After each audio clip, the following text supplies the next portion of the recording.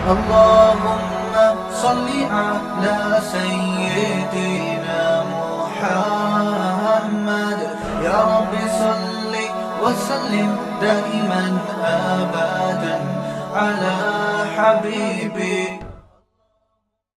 دیکھو اللہ تعالیٰ نے جو ہمیں قرآن میں آیات بتائی ہیں یہ سب ہمیں اللہ کی طرف کھینچتی ہیں کہ ہم اللہ کے بن کے رہیں. جیسا جیسے اللہ کہہ رہا ہے ویسے کریں, اپنے عمل کو درست کریں. سورہ بقرہ میں اللہ کا ارشاد ہے لیس البر ان تولوا وجوہکم قبل المشرق والمغرب ولکن البر من آمن باللہ والیوم الآخر والملائکۃ والکتاب والنبیین. فرمایا ادھر ادھر منہ کر لینا یہ کوئی نیکی نہیں ہے. اصل نیکی یہ کہ پہلے اپنا ایمان درست کرو اور پھر وَأَقَامَ الصَّلَاةَ وَآتَى الزَّكَاةَ وَالْمُوفُونَ بِعَهْدِهِمْ, نماز قائم کرو, زکوٰۃ دو, معاہدوں کی پابندی کرو. اور وَآتَى الْمَالَ عَلَى حُبِّهِ, صرف اللہ سے محبت کی بیس پر ذوی القربہ رشتہ داروں کو پیسے دو, رشتہ داروں کو پیسے دو. والیتامى, یتیموں کو کھلاؤ, یتیموں پہ خرچ کرو. والمساکین, مسکینوں کو کھلاؤ. وابن السبیل, مسافروں پر خرچ کرو. الو نہ بناؤ مسافر کو کہ اس کو کیا پتہ یہاں کے ریٹ کا تو الو بناؤ اس کو, ایسا نہیں, مسافروں کا خیال کرو. تو یہ 4 قسم کے طبقے پر احسان کرو اور نماز بھی قائم کرو اور زکوٰۃ الگ سے دو. اور والصابرین فی البأساء والضراء, کوئی پریشانی آئے تو صبر کرو, چاہے وہ مالی پریشانی ہو, فی البأساء والضراء جسمانی پریشانی. وحین البأس, اگر میدان جنگ میں لڑنا پڑے تو میدان جنگ میں صبر سے لڑو. اولئک الذین صدقوا, اللہ فرماتے ہیں جن لوگوں کی یہ صفات ہیں یہ ہیں سچے ایمان کے دعوے میں. ہم لوگوں نے اسلام کو بھی ایک یعنی یوں سمجھیں کہ ایک فیشن ہوتا ہے نا, مختلف قسم کے موسموں میں مختلف قسم کی ایکٹیویٹیز ہوتی ہیں. محرم میں ہمارے ایک نئی قسم کی ایکٹیویٹیز ہوتی ہیں, ربیع الاول میں الگ قسم کے مسلمان بنے ہوتے ہیں ہم لوگ, ٹھیک ہے نا. تو یہ 2 مہینے خاص طور پر ایسے ہیں جس میں یہ 2 مہینے کی جتنی ہماری ایکٹیویٹیز ہیں وہ سب ہم اخپل طریقے سے گزارتے ہیں. جس طرح اللہ اس کے رسول نے بتایا اس طرح سے نہیں گزارتے. اسلام میں کسی کی یوم ولادت یا یوم شہادت یا یوم وفات اس کو کوئی اہمیت نہیں دی گئی ہے. اگر دی گئی ہوتی تو سب سے پہلے محمد صلی اللہ علیہ وسلم کا یوم وفات کا دن ایسا تھا کہ اس پہ ہمیں غم منانے کا حکم دیا جاتا, اور یوم ولادت ایسی تھی جس پہ ہمیں خوشی منانے کا حکم دیا جاتا. کہیں بھی نہیں ملتا ہمیں.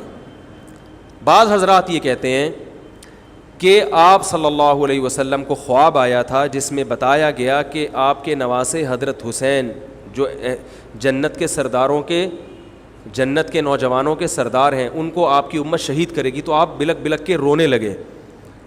اس سے بعض لوگ استدلال کرتے ہیں دیکھو غم حسین میں رونا چاہیے.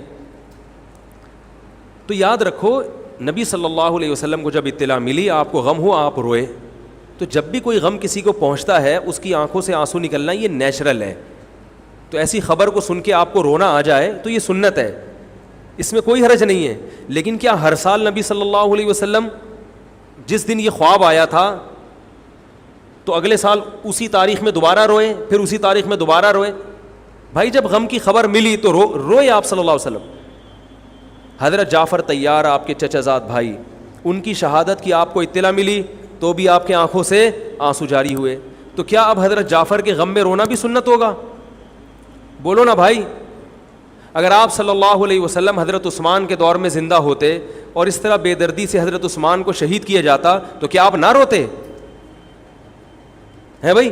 تو پھر حضرت عثمان کی یوم شہادت پہ رونا بھی کیا ہے؟ سنت ہونا چاہیے نا. حضرت عثمان کی شہادت کی نبی کو اطلاع ملی تھی, وہ جھوٹی افواہ تھی. صلح حدیبیہ کے موقع پر آپ صلی اللہ علیہ وسلم نے حضرت عثمان کو قاصد بنا کے بھیجا, اطلاع ملی کہ ان کو شہید کر دیا. آپ ایسا درد اور ایسا غضبناک ہوئے کہ آپ نے 1400 صحابہ سے موت پر بیعت کی. تو جب آپ کو سچی مچی کی اطلاع ملتی کہ واقعی ابھی تو افواہ تھی, یقین نہیں تھا, جب آپ صلی اللہ علیہ وسلم کو حقیقت میں اطلاع ملتی کہ آپ شہید ہو گئے تو کیا آپ نہ روتے؟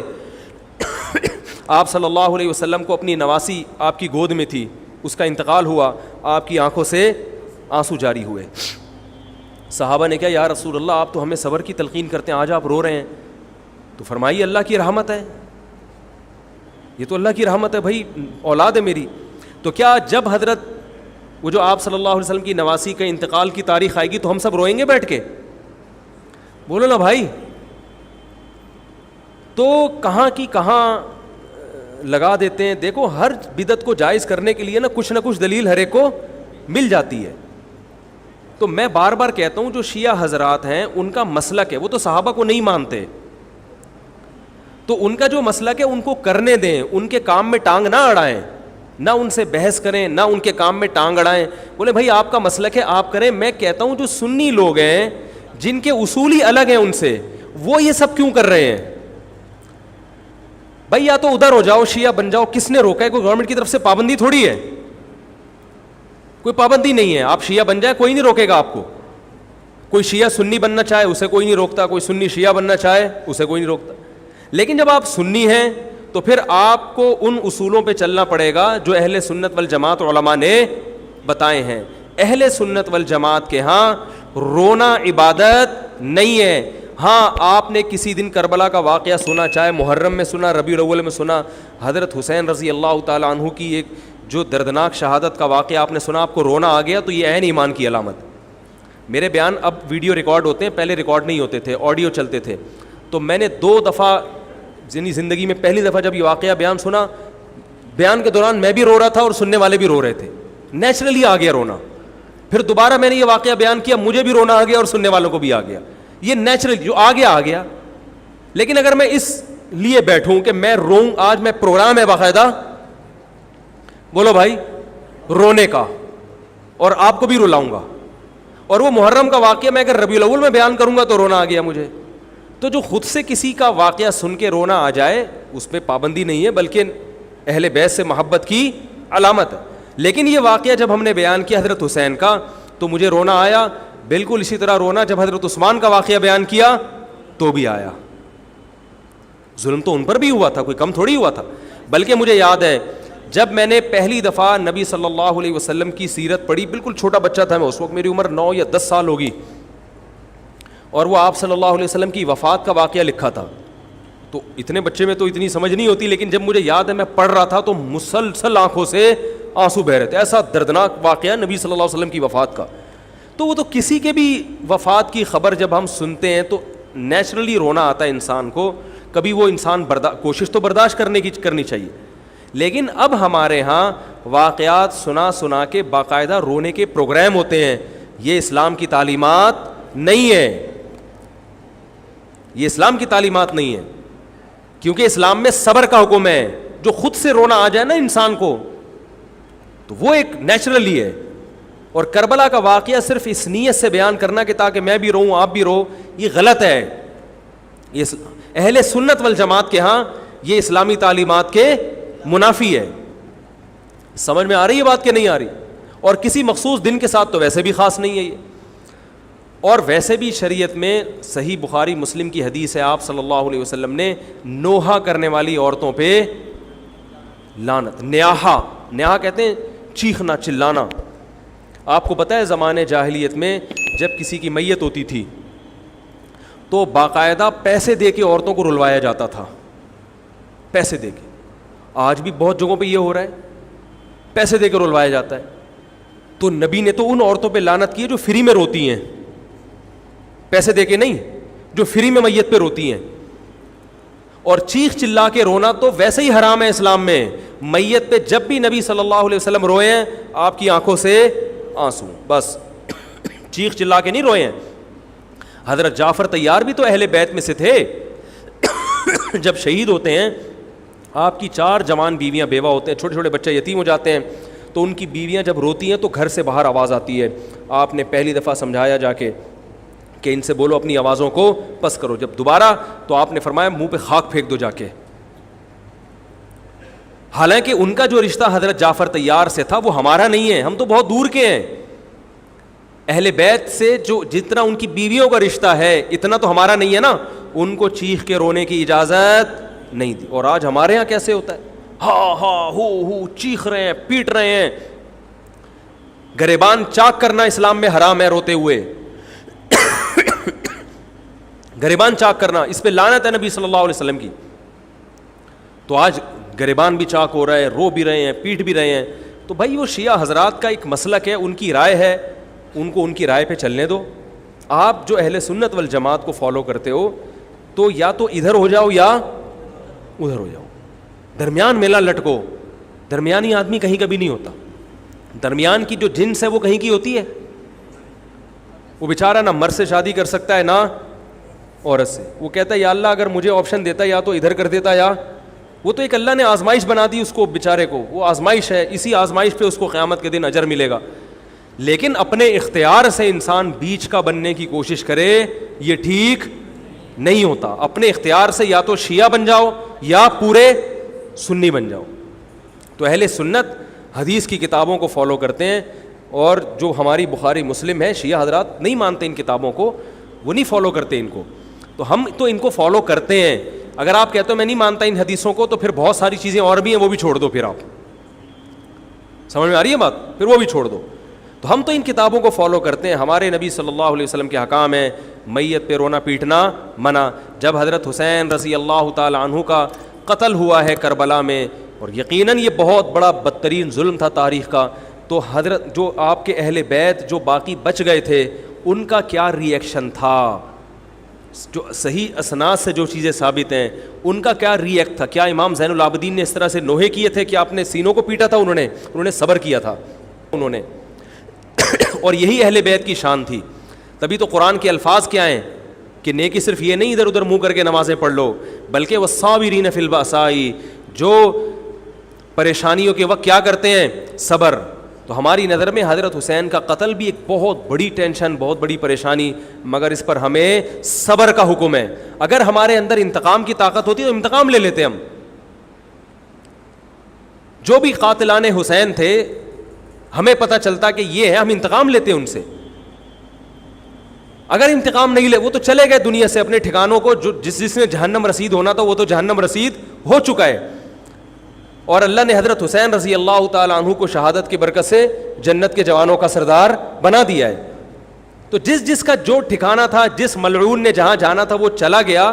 اب قرآن کیا کہہ رہا ہے, تلک امۃ قد خلت. جہاں بھی قرآن ایسے واقعات بیان کرتے, یہ قوم تھی جو گزر گئی, لہا ما کسبت, جس نے جو کیا اس کا بدلہ ملے گا, ولکم ما کسبتم, اب تمہارے اعمال اللہ دیکھے گا. اعمال کا مطلب دیکھے گا جن چیزوں کو اللہ نے حلال کیا تم اس پر عمل کرتے ہو, جن چیزوں کو حرام قرار دیا اس سے بچتے ہو کہ نہیں بچتے, یہ چیزیں دیکھی جائیں گی. تو محرم کے ایک الگ, ہمیں محرم نبی صلی اللہ علیہ وسلم کی زندگی میں ہمیشہ آیا ہے, اس میں کیا احکام ہے. محرم میں آپ نے نکاح بھی کیا ہے, محرم منحوس نہیں ہے, محرم تو اشہر حرم میں سے ہے, برکت والا مہینہ ہے, اس میں جو کام کیا جائے گا اس میں برکت ہوگی. اس میں شادی بیاہ کریں گے اس میں انشاءاللہ برکت ہوگی, اس میں کوئی اور عبادت کریں گے اس میں برکت. نبی صلی اللہ علیہ وسلم نے محرم کی الگ فضیلت بیان کی کہ اس میں عبادت کا ثواب, محرم کے روزوں کا ثواب عام مہینوں سے زیادہ ہے. تو یہ سب ہماری شریعت کی تعلیمات ہیں. تو ہمیں ایک طرف ہو جانا چاہیے, ہمیں اسی کو فالو کرنا چاہیے. ہاں یہ وہ دور نہیں ہے کہ آپ دوسروں پہ جا کے انگلیاں اٹھائیں, تم یہ کیوں کر رہے ہو, یہ کیوں, بس چھوڑ دو اس کو, جو جب اس کو سمجھ میں آئے گی تو آ جائے گا, نہیں آئے گی تو 73 فرقے ہیں نا, تو یہ آپ تھوڑی ختم کرو گے, یہ حضرت عیسیٰ علیہ السلام آ کے ختم کریں گے. تو جو کام عیسیٰ علیہ السلام کا ہے وہ خود کرنے کی کوشش, بولو بھائی, مت کرو. آپ دیکھو کہ ان میں جو صحیح ہے اس کو فالو کرو, باقی بھائی جیسا کر رہے ہو. ہمارے پاس نہ کوئی پولیس ہے نہ کوئی پاور ہے, پولیس بھی ہوتی تو بھی کچھ نہیں کرتی. ہم اگر پولیس میں ہوتے تو کیا کر لیتے. فساد ہوتا ہے ان چیزوں سے. افغانستان میں جب طالبان کی حکومت تھی, او بھائی کون سی والی گھڑی صحیح ہے, میری گھڑی میں تو کیا ٹائم ہو رہا ہے, کبھی آگے چلیے. اچھا پھر ابھی بس اذان ہونے والی ہے, ٹھیک ہے بتا. تو کیا کہہ رہا تھا یار میں, وہاں افغان طالبان کی جب حکومت تھی 5 سال, تو انہوں نے بھی شیعہ کے امام بارگاہ کو ختم نہیں کیا تھا. سمجھ رہے بات کو, ایک حد بندی کر دی تھی, ختم نہیں کیا انہوں نے بھی شیعوں سے صلح کی تھی, مذاکرات کیے تھے, بھائی ٹھیک ہے آپ اپنی امام بارگاہ کے اندر جو آپ کی ایکٹیویٹیز ہیں آپ وہ کرو. حالانکہ کتنی پاورفل حکومت تھی. اس لیے کہ اتنی بڑی تعداد میں انہوں نے کہا بھائی ہم کیسے پابندی لگائیں, ایک پورا ایک ایسے ممکن نہیں ہے ہمارے لیے. تو گورنمنٹ کے لیے بہت سی چیزیں ممکن نہیں ہوتی, پابندیاں نہیں لگا سکتی گورنمنٹ. تو جو طالبان نہیں ختم کر سکے, حالانکہ طالبان سنی مسلک کے تھے اور وہ شیعہ بالکل ایک, میں نے وہاں امام بارگاہ میں اذانیں بھی سنی ہیں, ریڈیو پہ اذان آتی تھی امام بارگاہ سے, میں نے خود سنی ہے کہ بھائی میں نے یہ کہاں سے آ رہی ہوں, افغانستان سے میں اس وقت اذان ہوں. افغانستان کا چینل اس وقت آتا تھا طالبان کا اردو میں چینل, تو اس میں اذان آ رہی ہوتی تھی شیعہ حضرات کی.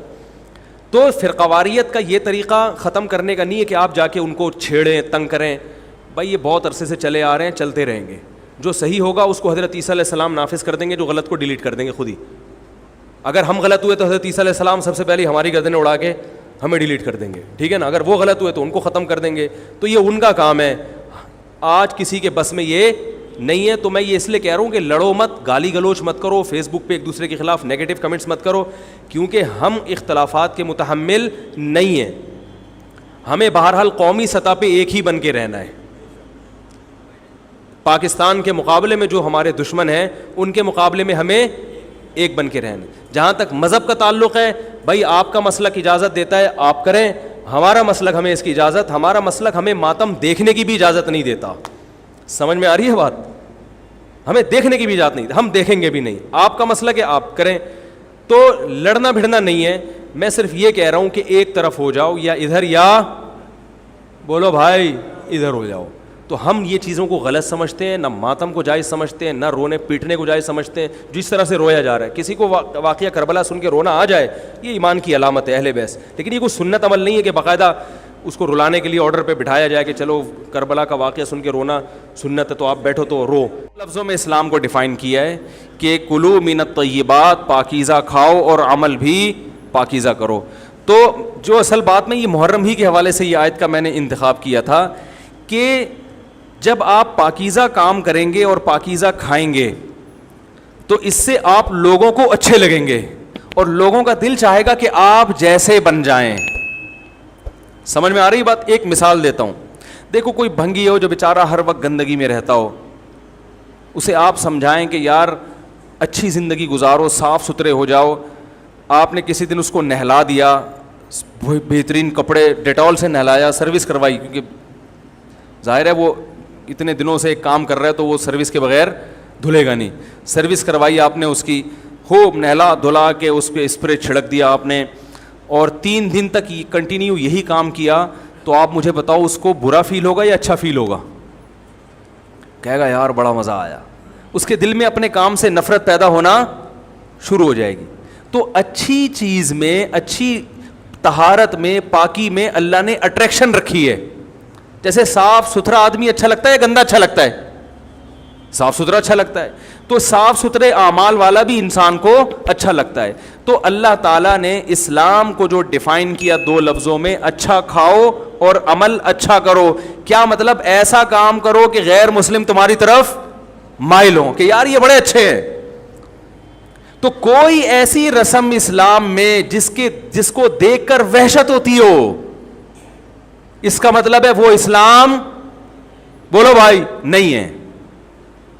کوئی بھی آپ ایسا عمل کر رہے ہیں, لیبل اسلام کا لگا رہے ہیں, مگر اسے دیکھ کر غیر مسلم کو گھنٹوں گھنٹوں سمجھانا پڑتا ہے یہ کیوں ہو رہا ہے, اس کا مطلب ہے کہ یہ اسلام, بولو نا بھائی, نہیں ہے. تو آپ مجھے بتاؤ محرم میں جو کچھ ہو رہا ہے, کیا یہ غیر مسلم کو اسلام کی طرف مائل کرے گا یہ عمل ہے بھائی؟ یعنی کوئی غیر مسلم اسے دیکھ کے مسلمان ہوگا کہ یار ماشاءاللہ بڑا زبردست اسلام ہے؟ افسوس ہمیں اس پر ہے کہ دیکھو جن کا مسلک ہے, جن کا فقہ ہے, وہ جو کچھ کر رہے ہیں انہیں کرنے دو. اپنے بارے میں یہ فیصلہ کرو کہ ہم سنی ہیں یا شیعہ ہیں. فرقے شروع سے چلے آ رہے ہیں نا, شیعہ اور سنی, ختم کرنا تو ممکن نہیں ہے. تو حضرت عیسیٰ علیہ السلام جب نازل ہوں گے تو تلوار کی زور سے تمام فرقوں کو ختم کر دیں گے. تو جو کام عیسیٰ علیہ السلام کا ہے وہ خود کرنے کی کوشش نہ کرو, جو حضرت مہدی کا کام ہے وہ خود کرنے کی کوشش نہ کرو. ہم کسی فرقے کو ختم نہیں کر سکتے, لیکن ہم اپنے آپ کو ڈیفائن کر سکتے ہیں. ہم یہ بتا سکتے ہیں کہ ہماری رائے میں صحیح کیا ہے. تو میرے بھائی نبی صلی اللہ علیہ وسلم نے فرمایا 73 فرقوں میں سے ایک جنتی ہے, تو یا تو ادھر چلے جاؤ یا بولتے کیوں نہیں, ابھی نہیں بول رہے تو پھر عمل کیسے کرو گے, یا تو پورے ادھر چلے جاؤ یا پورے ادھر آ جاؤ. مجھے خدا کی قسم اس پر کوئی اشکال نہیں ہوتا کہ شیعہ لوگ ماتم کیوں کر رہے ہیں, شیعہ لوگ یہ سب کچھ کیوں کر رہے ہیں, وہ جو ہے وہ مرثیے کیوں پڑھ رہے ہیں, مجھے اس پر اشکال نہیں ہوتا. ان کے دلائل ہوں گے ان کے پاس, ان کے علماء ان کو بتاتے ہیں. وہ کب کہتے ہیں کہ ہم سنی ہیں, وہ کب کہتے ہیں کہ ہم صحابہ کو حجت سمجھتے ہیں, ایک چیز کا انہوں نے دعویٰ ہی نہیں کیا تو ہم ان پر وہ کیوں تھوپیں ان کے سر پہ. لیکن میں آپ کی بات کر رہا ہوں, میں ان لوگوں کی بات کر رہا ہوں جو اپنے آپ کو سنی کہتے ہیں. تو بھائی پھر سنی ہو تو جو اہل سنت والجماعت کے جو چاروں مکاتب فکر ہیں, حنفی, مالکی, شافعی, حنبلی, اہل سنت کے ہیں نا, ان کی کتابوں میں کہیں بھی اس طرح کی کوئی چیز بولو بھائی نہیں ہے. ماتم کرنا اہل سنت کے ہاں جائز نہیں ہے. نبی صلی اللہ علیہ وسلم نے میت پر چیخو پکار کرنے کو حرام قرار دیا ہے. نوحہ کو جو میت پہ رونا پیٹنا ہوتا ہے, گریبان چاک کرنا, اس عمل پر آپ صلی اللہ علیہ وسلم نے لعنت فرمائی ہے. صحیح بخاری صحیح مسلم کی حدیثیں ہیں. حضرت جعفر طیار رضی اللہ تعالی عنہ نبی کے سگے چچا زاد بھائی میدان جنگ میں شہید ہوئے, 4 بیویاں بیوہ ہوئی ہیں, چھوٹے چھوٹے بچے یتیم ہو گئے.